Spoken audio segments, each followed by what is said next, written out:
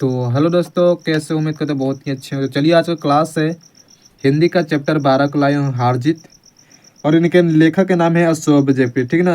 चलिए, इसका जल्दी आंसर कर लेते हैं, ज़्यादा ना बात करते हुए।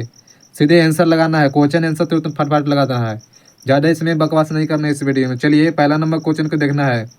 हार जीत किस प्रकार की रचना बताएगा? हार जीत एक प्रकार के किस प्रकार की रचना कहता है? चलिए, इसका आंसर होगा बी, गद्य कविता कहता है। चलिएगा, ऑप्शन नंबर बी हो जाएगा। ज़्यादा इसमें बात नहीं करूँगा, फटाफट इसमें आंसर लगाते जाऊँगा, ठीक ना। चलिएगा भैया लोग, देखिएगा दूसरा नंबर क्वेश्चन को। चलिएगा, फटाफट आंसर लगाना है दोस्तों। चलिए बताइएगा कि अशोक विजयपी किस प्रकार के कवि है? बताइएगा दोस्तों, जलील भैया बताइए तो कि अशोक विजयपी किस प्रकार के कवि है? तो यह एक प्रकार का आधुनिक काल के। चलिए, ऑप्शन डी हो जाएगा, आधुनिक काल के कवि कहते हैं। चलिए, तीसरा नंबर क्वेश्चन को देखना है कि अशोक विजयपी जी का जन्म कब हुआ था? बताएगा। चलिए, इसका फटाफट आंसर लगाइए कि अशोक विजयपी का जन्म हुआ था तो 16 जनवरी 1941 में। क्या हुआ था? 16 जनवरी 1941 में अशोक विजयपी का जन्म होता है। राइट आंसर क्या लगाना है? ये होगा। चलिएगा, फटाफट आंसर जब बताना है चौथा नंबर के आंसर का कि हार जीत की रचना है। बताइएगा हार जीत का रचना क्या है दोस्तों? तो यह अशोक विजयपी के द्वारा है। चलिए, एग्जाम बहुत ज़्यादा नजदीक आ गया, फटाफट आंसर मारना, ज़्यादा बकवास नहीं करते हुए, ठीक ना। चलिए, पांचवा नंबर क्वेश्चन के आंसर बताइएगा कि हार जीत शीर्षक कविता में मकसवाला क्या कर रहा था? चलिए बताइए, इसका आंसर क्या होगा? मकसवाला क्या कर रहा था? क्या सड़क से जा रहा था ना। और राइट आंसर क्या होगा? ये होगा, सड़क से जा रहा था। क्योंकि मकसवाला कहने का मतलब है कि जो युद्ध में लड़ाई हो रहा था, जो किसी को मालूम नहीं था कि वहाँ का कितने लोग मारे गए हैं। सब लोग अनपढ़ लोग थे, इसलिए मालूम था, और वहाँ से युद्ध से वापस लौट रहे थे युद्ध करके, इसलिए लोगों ने कहा कि सड़क को साफ सफाई कर रहे थे, इसलिए सड़क से जा रहा था कहते हैं। राइट आंसर होगा, देखना है। और छठा नंबर क्वेश्चन पर देखना है, ध्यान देना है। बहुत अच्छे अच्छे क्वेश्चन है इसमें, ये बहुत अच्छे अच्छे क्वेश्चन है जो बिहार बोर्ड में लड़ने वाला क्वेश्चन है। इबारत से गिरी मात्राएं शीर्षक कविता संग्रह किसकी रचना है? बताएगा। इबारत से गिरी मात्राएं, यह है अशोक विजयपी के द्वारा। अशोक विजयपी के द्वारा है। चलिए, ऑप्शन नंबर बी होगा, सही होगा। सातवां नंबर क्वेश्चन को देखना है, जल्दी फटाफट आंसर लगाना है, ठीक ना, ज़्यादा बकवास नहीं करते हुए।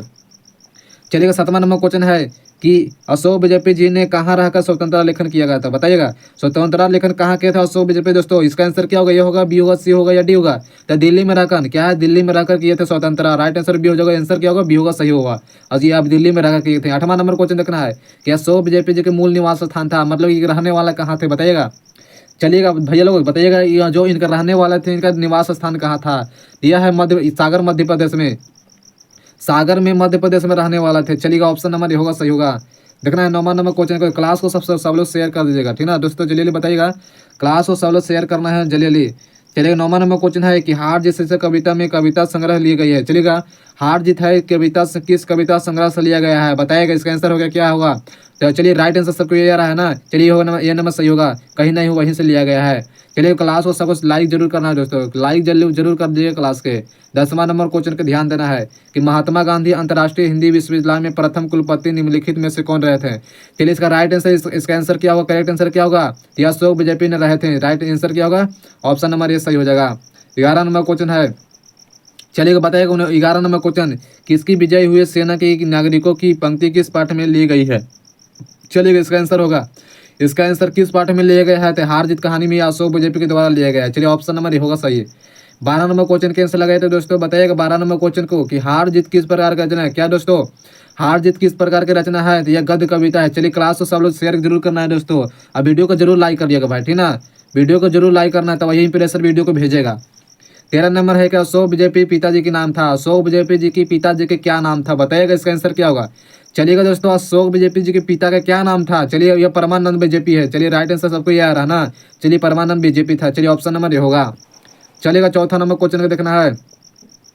देखिएगा तो 14 नंबर क्वेश्चन, कवि अशोक विजयपी ने कौन सी साहित्य पत्र संपादन किया था? बताइएगा, कवि ने कौन सी जो बीजेपी सॉरी कवि अशोक विजयपी ने कौन से साहित्य पत्र का संपादन किया था? तो पत्र का नाम था, यह ऑप्शन नंबर डी होगा, सभी होगा इनमें से।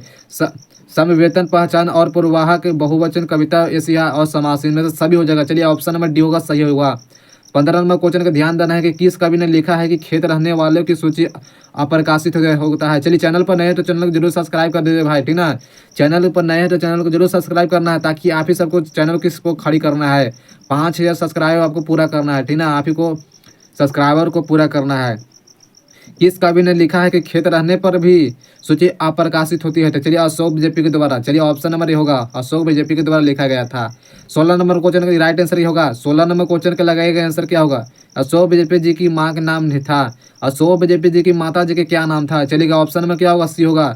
ऑप्शन सी होगा, सही होगा, निर्मला देवी है। चलिए थी ना, निर्मला देवी था इनके माँ के नाम।